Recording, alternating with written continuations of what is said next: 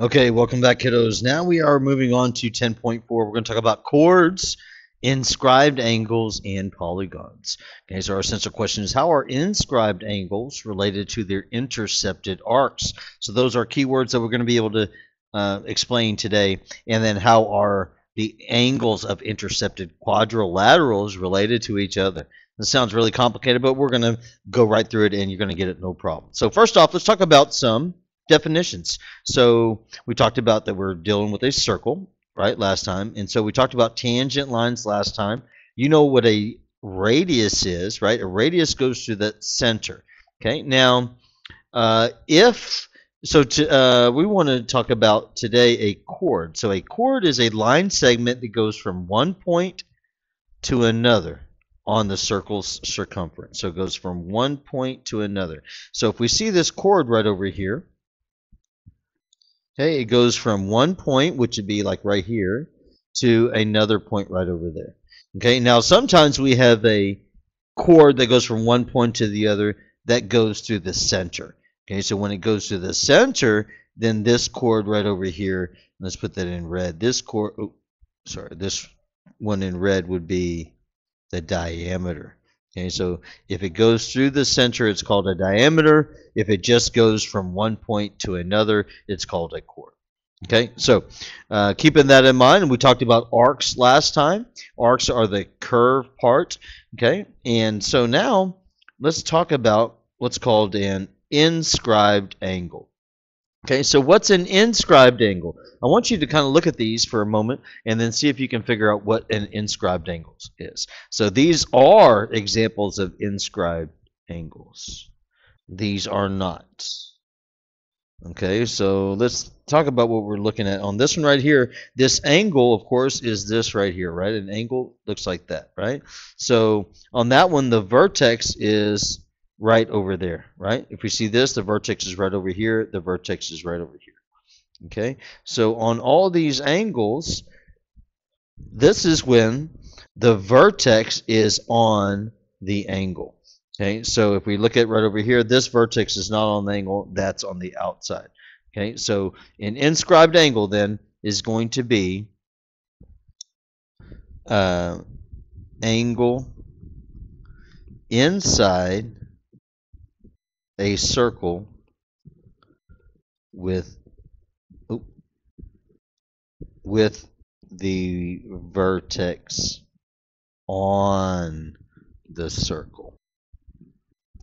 Okay, so if it's inside the circle with the vertex on the circle, so it's inside with the vertex on, inside vertex on, inside vertex on.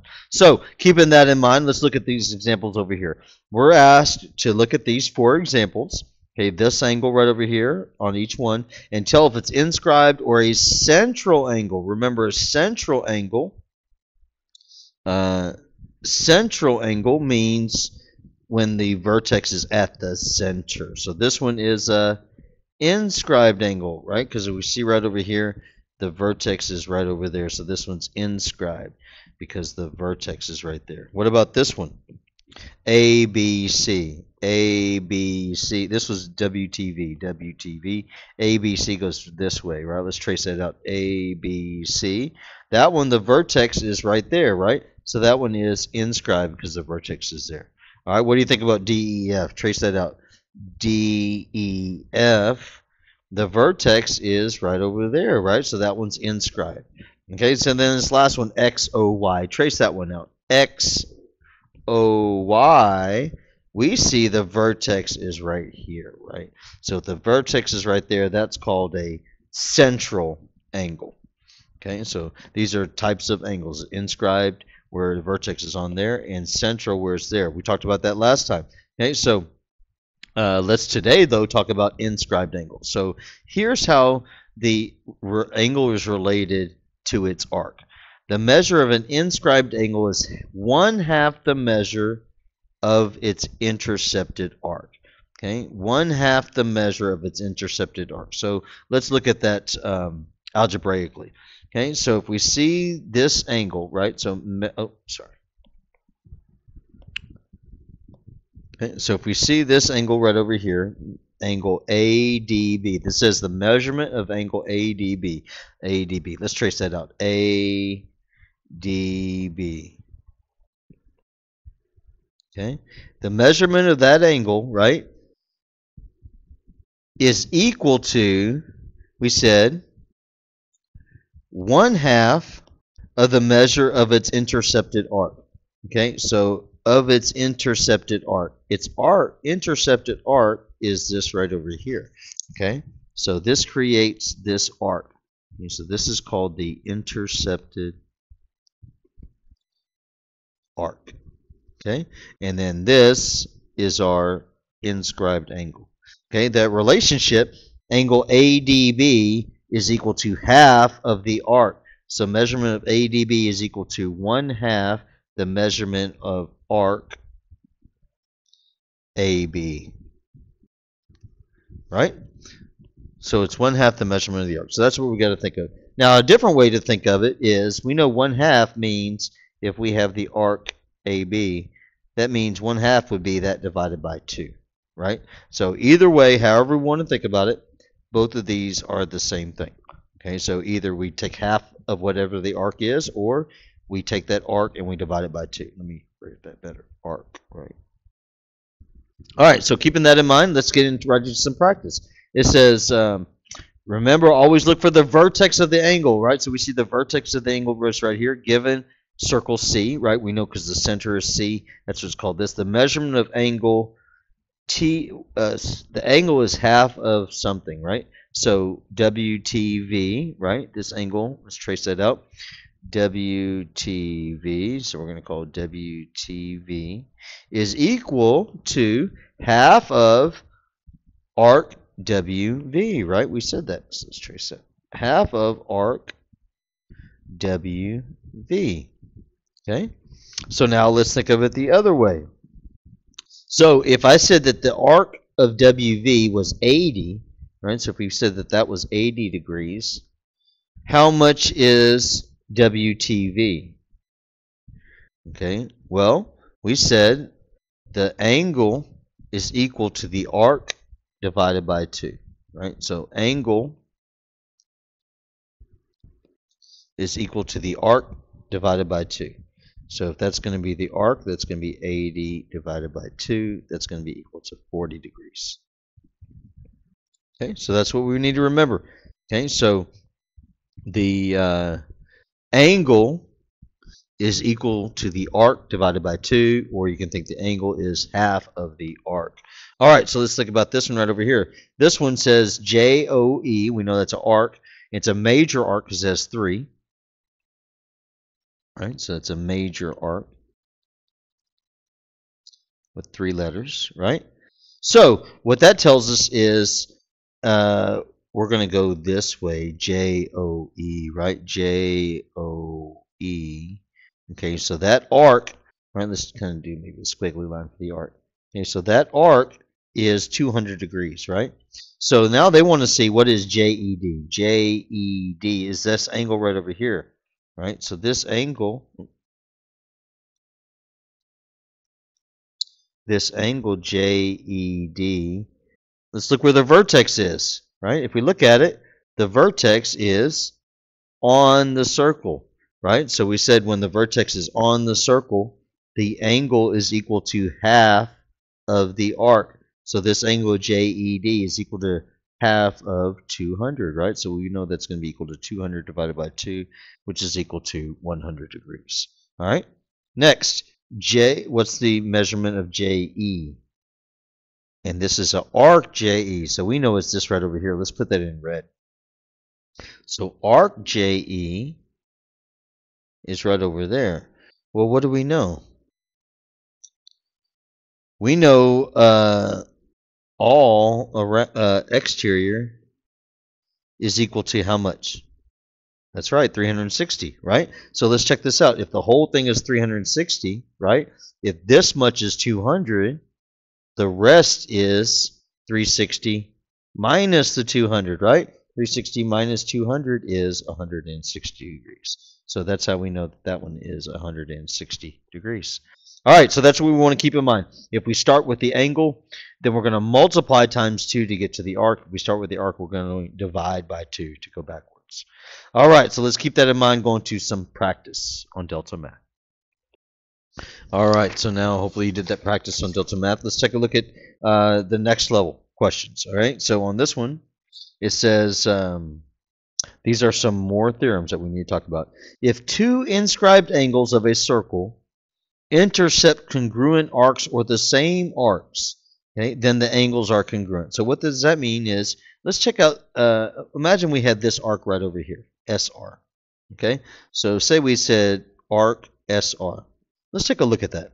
That one is created by two different angles, right? SMR, right? SMR and SAR, right? Either one creates this arc right here, right? SMR creates this arc. SAR creates the same arc. So if two inscribed angles of a circle intercept the same arc, then the angles are congruent. So that means SMR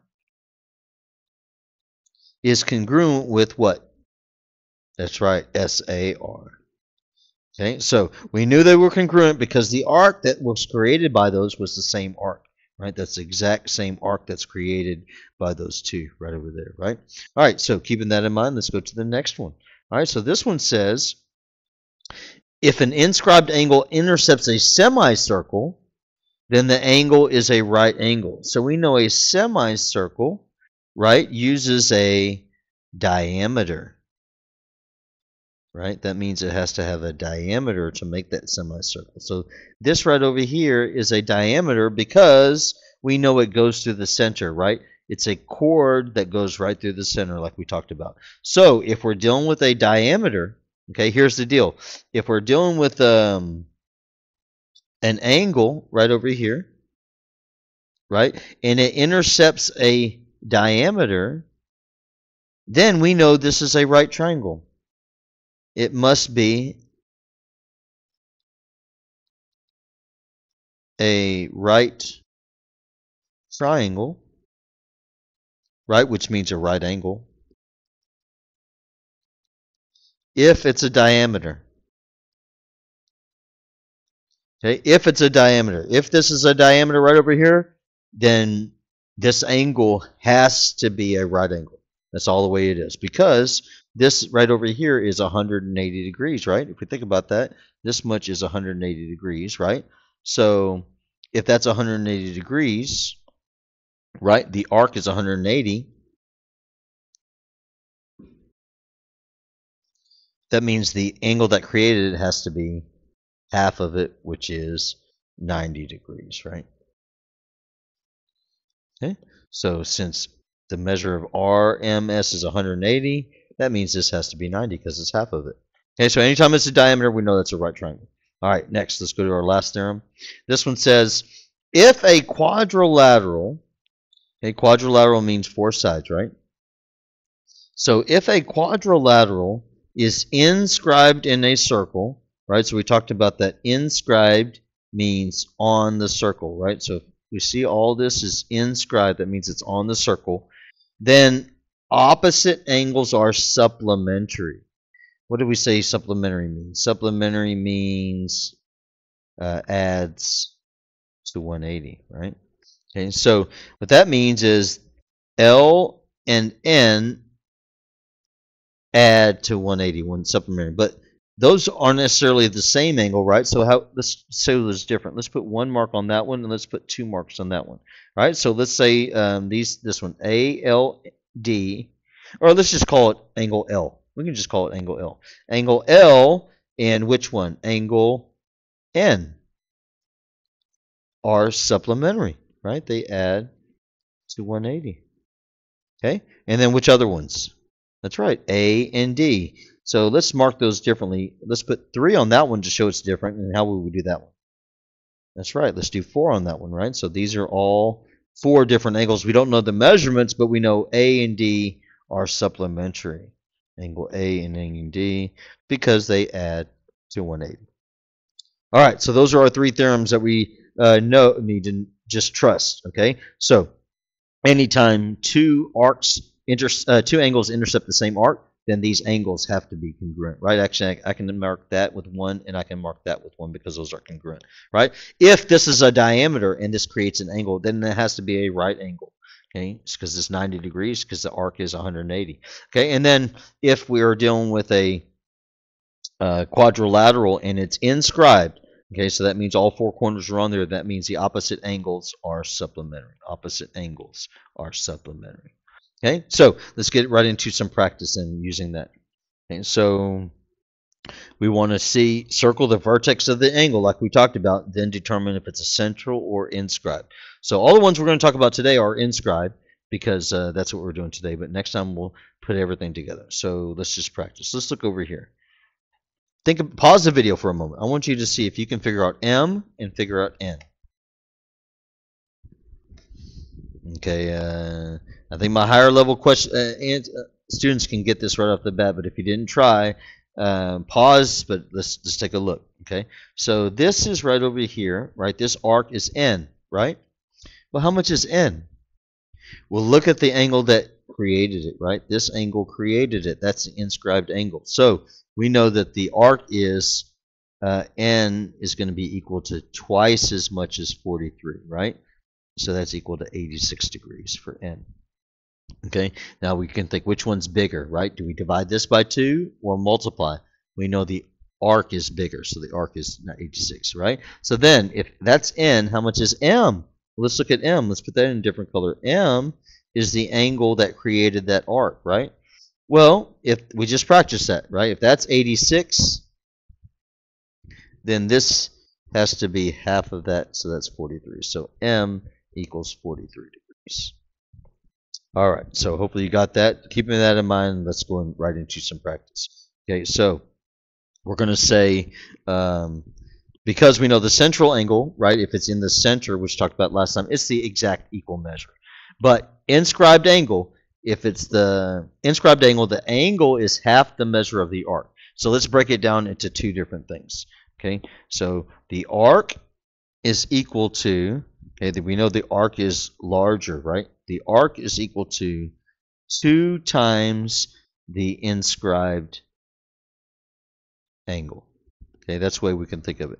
The arc is equal to 2 times the inscribed angle. Or we can think of it as the angle is equal to the, let's call it the inscribed angle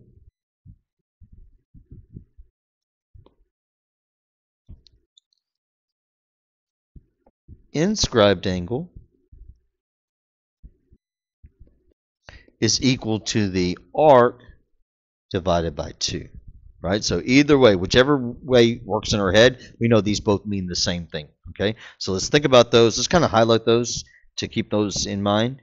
Okay, so let's highlight that, okay? And let's highlight that. Okay, 2 different solutions. All right, so let's think about that on these problems. So let's look over this. This is in this circle. The measurement of CFE is 30 degrees. So let's trace that out. CFE. Okay, so they're talking about the angle, right? The angle is 30, right? Let's just write 30 in there. Okay, now what are they asking you to find? They want us to find the angle measure of the arc CE. So that's what they want us to find, right? That's what they want us to find. Okay, so if they want us to find the arc is equal to, which one is the arc? This one says inscribed angle. This says arc. Arc is equal to 2 times the angle. So 2 times the inscribed angle, which is 30. Right? So let's see, it's 2 times 30. So that's going to be equal to 60 degrees. Okay, it's as simple as that. So once we recognize that relationship, that's what we got going on. All right, so keeping that in mind, let's look at this problem right over here. Okay, so this one says, in this circle R, right, with a measure of the minor arc is 36. So QS is 36. So they're talking about this arc is 36 degrees, right? Find the angle QTS. So they want us to find this. So let's trace that out so we know what we're trying to find. And that's what we're trying to find, right? We're trying to find the angle measure. So this one says to find the angle measure. So the angle So this is only on the inscribed, right? Inscribed angle is equal to the arc divided by 2. So that means we're going to say the arc, which is 36, divided by 2, which is 18 degrees. So that's our answer. All right, so that's what we need to keep in mind on these, is just think, okay, are we going to try to find the arc?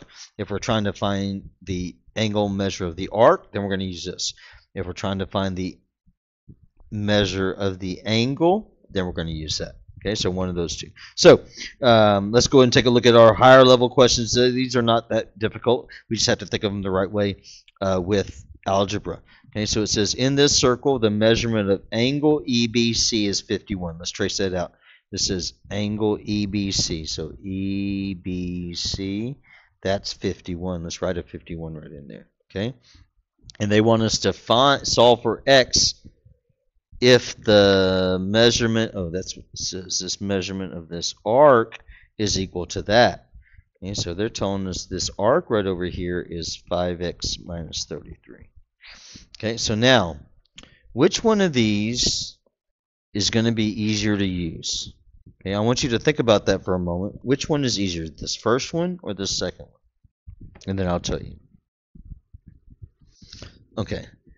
I don't want to multiply times this. I want this to be by itself. So let me put that by itself, because I like working with the variables. Okay, so let's put this by itself first. So I'm going to say 5x minus 33 equals. Okay, so which one has the arc by itself? This one has the angle by itself. This one has the arc. So let me do that. Arc equals 2 times the angle. Okay, so arc equals 2 times the angle, which is 51. Okay, so that's how I'm going to set it up. I could have used this, but I think this is easier. All right, so now let's just do the math. 2 times 51, if we put that in a calculator, okay, that's equal to 102. All right, so now let's just bring that down. All right, so we're going to say 5x minus 33 equals 102. So now we know what to do. We're just going to add 33 over there, right? Add 33. Okay, those cancel out, so 5x equals 135. Okay, we know what to do. We're just going to divide both sides by 5. Cancels out. X equals 27 degrees. Or 27, right? X equals 27. Okay, so that's all we have to do is just think about that and set it up. All right, so I want you to do this next one. At least set up this next one on your own. Please try this next one. I know you got this. You got this. You got this. All right, so let's look at what we have. We say this arc is 130. Arc US. Let's trace that out. Arc US. Okay, that's 130 degrees. Okay, then it says the measurement of angle URS. URS. That's that 9x plus 31. Okay, so I'm just writing it there. I know that's small, but just keeping in mind what we're talking about. That's we have to understand measurement of angle URS. All right, so now, what did we say? How do we want to do this? We want to keep, I like keeping that by itself. So let me just write that down. 9x plus 31. Okay, now, if I want that by itself, which one am I going to use? Okay. If I want the angle, what is that? Is that the angle or is that the arc? If I want that by itself, that's the angle. So am I using this one or this one? This one has the arc by itself, so I'm going to use this one. Inscribed angle equals the arc divided by 2. Okay, so let's do that. Equal to the arc, which is 130, divided by 2. Okay? All right, so that looks crazy, but we got this. Let's put this in our calculator first. All right, 130 divided by 2, okay, gives us 65. Okay, now maybe it looks easier, right? Boom, 9x plus 31. Okay, now we're going to subtract 31 from both sides, right? Boom, 9x equals 65 minus 31. We know the 5 minus the 1 gives us 4, right? And then the 6 minus the 3 gives us 3. Okay, now we're going to divide both sides by 9. We may try that, but we know that, we've tried it first, but we know that 9 times 4 is 36, so they're going to get a decimal, but it says to the nearest tenth. So we need to remember what the tenth means. Okay, so if we put that in our calculator, it's going to be x is approximately 3.777, right? But we know the nearest tenth means one spot, right? So that's going to be approximately 3. What is the So we know it's going to be 3 point something, right? Do we keep the 7 or do we raise it? This 7 tells us to raise that 7 to an 8. So that's our answer, 3.8. All right, so let me know if you have any questions. You got this.